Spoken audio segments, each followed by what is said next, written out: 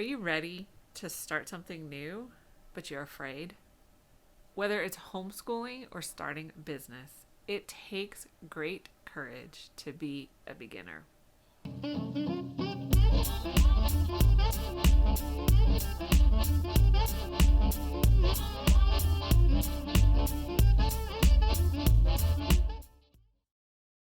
Hey, Mom. So, welcome to the Momtrepreneur Life Coffee Chat.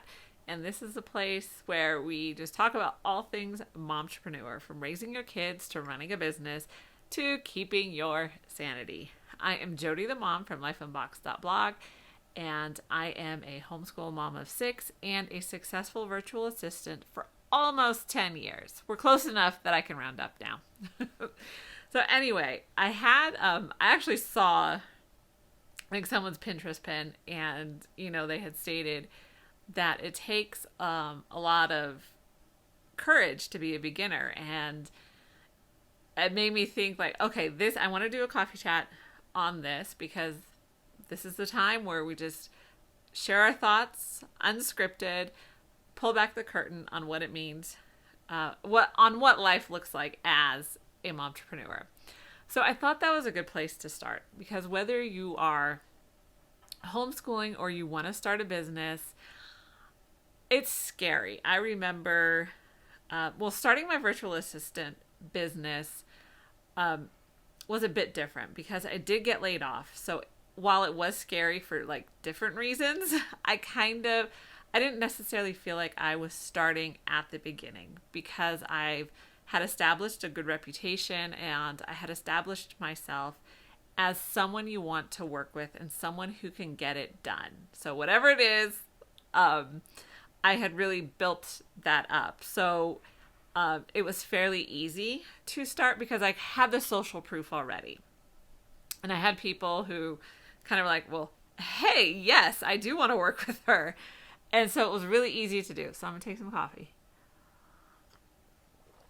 Okay, but now that I started my second business, which is lifeunboxed.blog, and really it is a content creation business designed to help moms who want to break free from the 9-to-5, be their own boss, and raise their kids and enjoy their lives. So that is the goal of that. And I really started as a beginner. And I remember before I hit publish, like I had the timeline frame in my mind of kind of my deadline. I had given myself a deadline that by this time I was going to hit the publish button and we were going to do this thing. But I remember laying in bed and just feeling overwhelmed. And the feeling of, what if I put myself out there and I get criticized? What if I put myself out there and nobody wants to hear it? What if I put myself out there?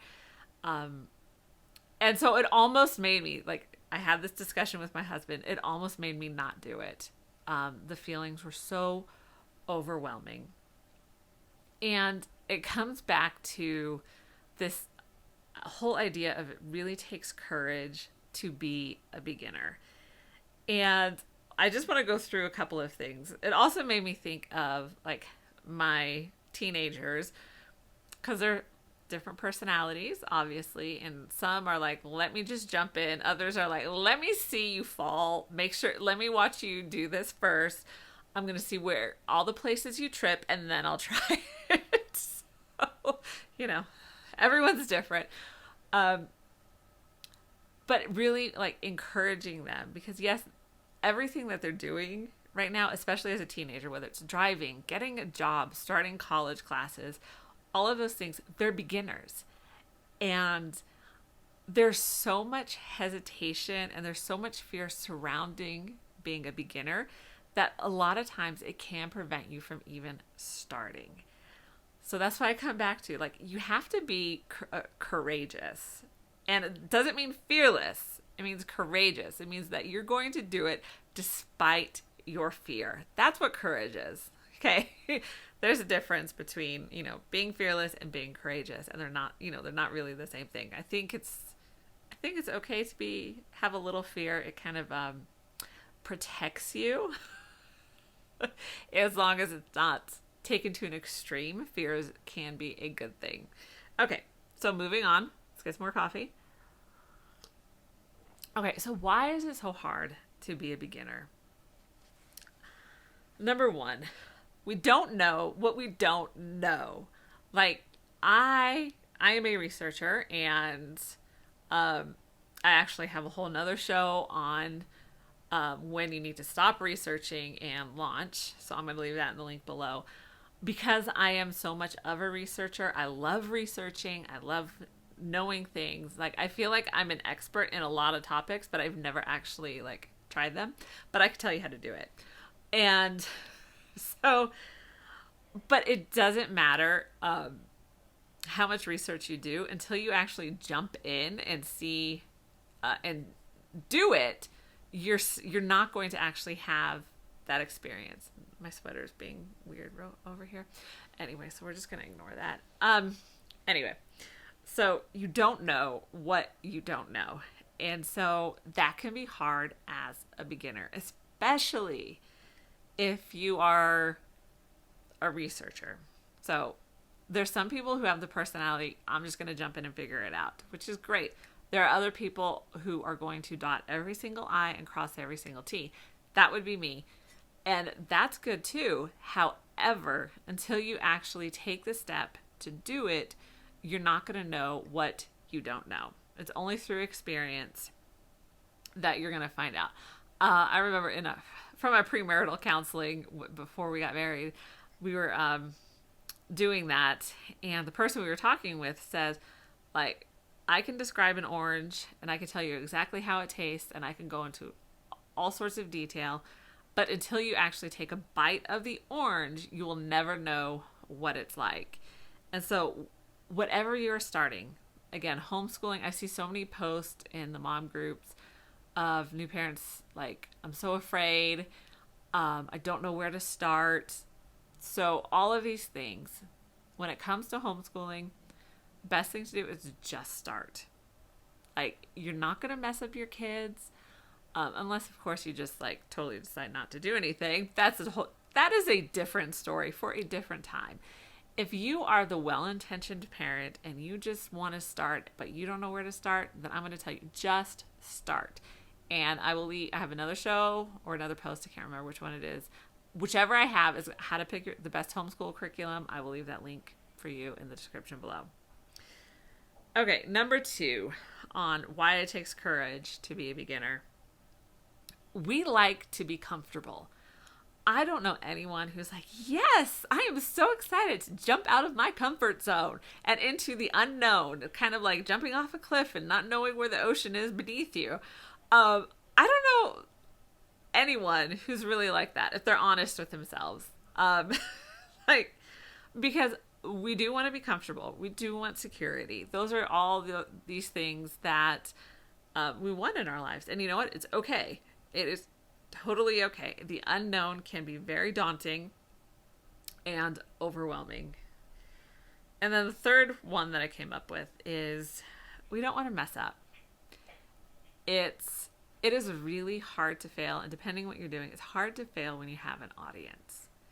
And whether you're trying to be a content creator, which is what I'm trying to do, or trying to homeschool your kids, you don't want to fail with an audience.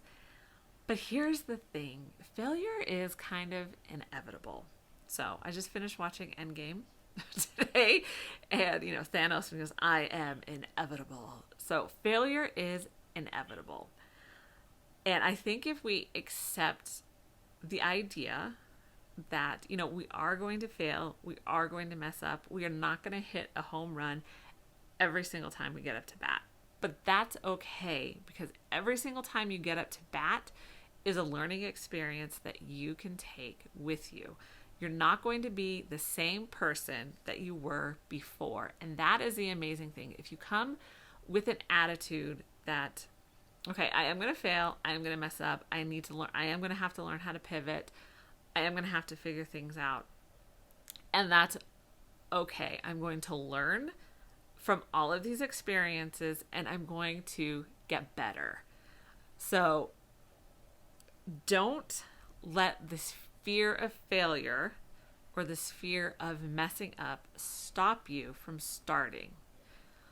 It takes great courage to be a beginner. So what is it that you want to do, that you want to start, but you've been afraid to start?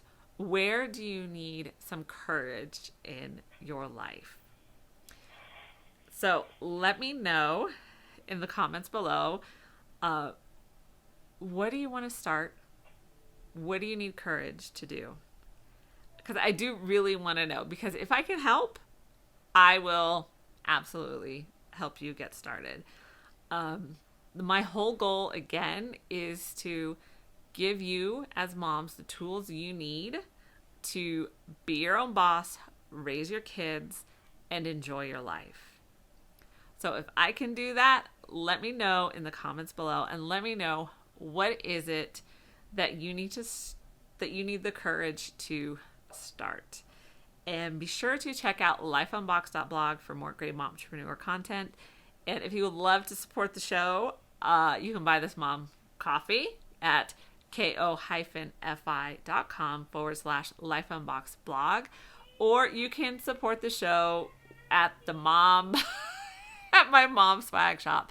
Okay, so the kids were taking a nap and now they're not, so I have to go now. But go to lifeunboxed.blog, shop, podcast, all that good stuff, and I will see you in the next show.